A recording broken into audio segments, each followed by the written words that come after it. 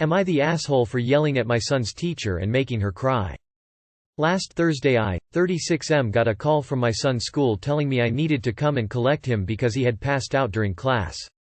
My son has passed out a good few times before, so we've made sure he knows what to do when he starts to feel faint to make sure he doesn't hurt himself. However, when I arrived at the school my son was holding an ice pack to his head. When I asked about it the nurse told me he had hit his head when he fell. I wondered why he hadn't lay down like we taught him to do. I brushed it off and decided to ask him about it later as he was still kind of out of it. The next day I asked him about it and what he told me made my blood boil. Apparently when my son had first started to feel like he was going to pass out he tried to tell his teacher. When he stood up to talk to her he was immediately yelled at to sit back down. The next time he tried to tell her she told him that he didn't look sick so he wasn't allowed to go to the nurse's office. Then, his class was doing an activity that required standing for practically the rest of the lesson. Before the activity started my son, yet again told this teacher that he felt like he was going to pass out and asked if he could sit the activity out. The teacher responded by yelling at him, claiming he was just being lazy and was making excuses. My son's friend was getting worried about him so he told the teacher, who then started yelling at his friend, accusing them both of trying to get out of lesson. Not even a minute later my son passed out. And according to his friend and a couple other classmates, she acted very shocked, as if she hadn't been ignoring him trying to tell her how he felt for the last 5 minutes. I'm extremely worried about the impact this will have on my son, as when the fainting first started he didn't tell any of his teachers as he was scared that they were going to yell at him. This resulted in quite a few injuries from falling. It has taken a while for him to start telling them when he's feeling faint and I'm afraid this incident will cause him to stop asking and he will hurt himself. I had wanted to go down to the school that day but my son had stayed off and my wife wasn't home from work yet. The following Monday I arranged an appointment with the principal. After I explained what had happened, he called in my son's teacher, who then tried to deny the fact that he ever told her anything and he had just randomly collapsed.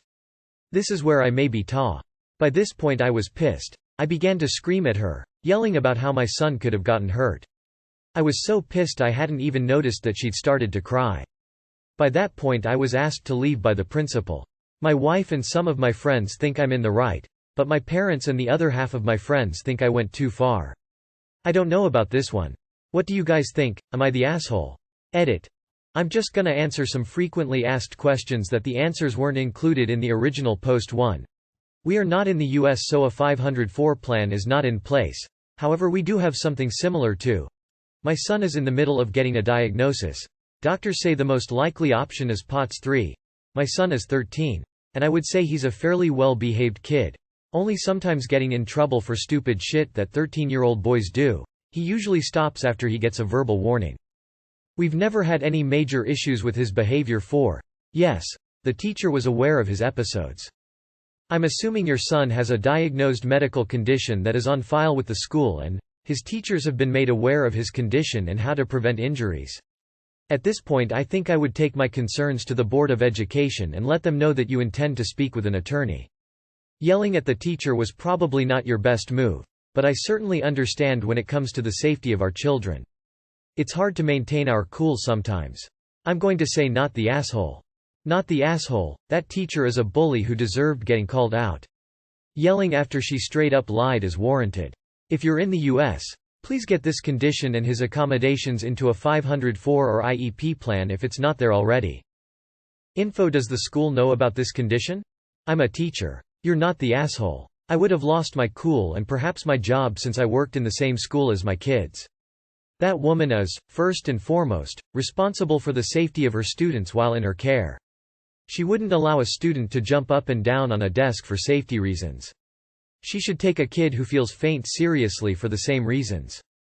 Not the asshole. Your teacher ignored him several times and as a result he passed out and injured himself. She shouldn't be a teacher anymore, she endangered his life.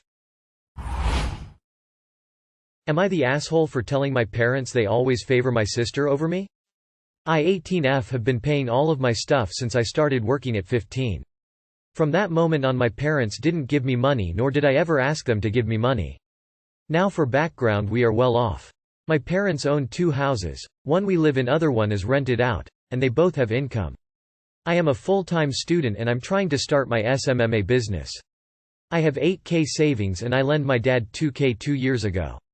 I asked my dad if he could repay me the $2K as that was our agreement so I could invest in my business. He said I should use my own money from my savings and that he would repay me later. I asked my sister, 20F, if she could repay me the $250 that I gave her 3 months ago. When I gave her the money she said she would repay me after 1 week. She said she didn't have the money. Now the reason I don't want to use my saving is because I just turned 18 and have to pay health insurance. I want to pay the whole year at once so I won't have to worry about it later. I take driving lessons and I have to pay that next week. I have to pay school tuition in 5 weeks. This all combined is gonna cost me $4K at least, and on top of that I have other costs as well. I pay everything myself and I have been saving this money since I was a little kid from my allowance, $20 a month, and I still save till this day. I also want to buy a car, and with that I have to pay car insurance as well, and I have to pay it myself. My sister on the other hand has been unemployed for months and my mom gives her $250 a month and my dad pays her school supplies and fees. On top of it my dad got her a car, $3,000, and he pays her car insurance. I asked my mom this time and she said she didn't have any money. Now my mom's income isn't the highest, but I only asked for $200 and she said no. I told my parents that they always have money to give my sister but not me. My parents said that I am capable of taking care of myself and I shouldn't ask for money when I clearly don't need it. I got mad and said that I did need the money because turning 18 wasn't cheap and they should know, as they helped my sister pay all of her stuff, and besides I didn't ask for any money that wasn't mine from my dad and sister. I also said that they always favor my sister when it's about money. I told them that they didn't even ask me once if I needed money when I was using my savings because of my internship that didn't even pay me enough to cover my travel expenses. And that next year I would have to use my own savings again as they aren't gonna help me out anyways. My dad got mad and said that the $2K was his and that I was able to save it because he gave me allowance. He said that he was providing a roof over my head and food, water. He said I should be grateful because I now live in a bigger house and room than before we moved, and threatened to kick me out if I ever acted ungrateful again. I honestly don't know if I'm being ungrateful or unreasonable.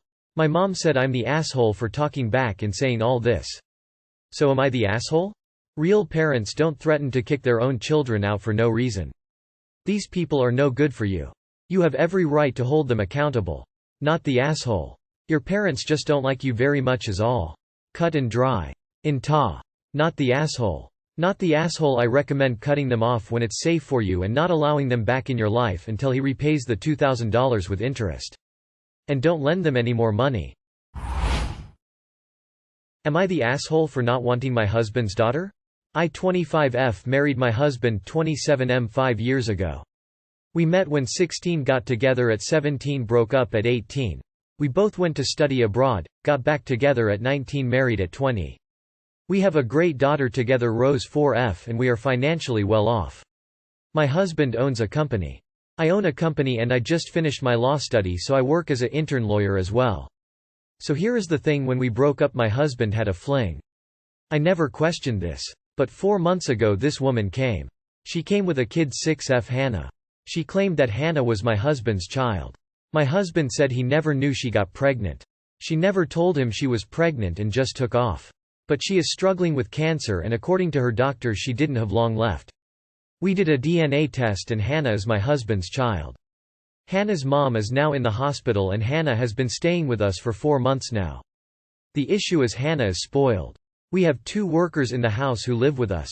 Hannah will treat them bad and I have to step in every time.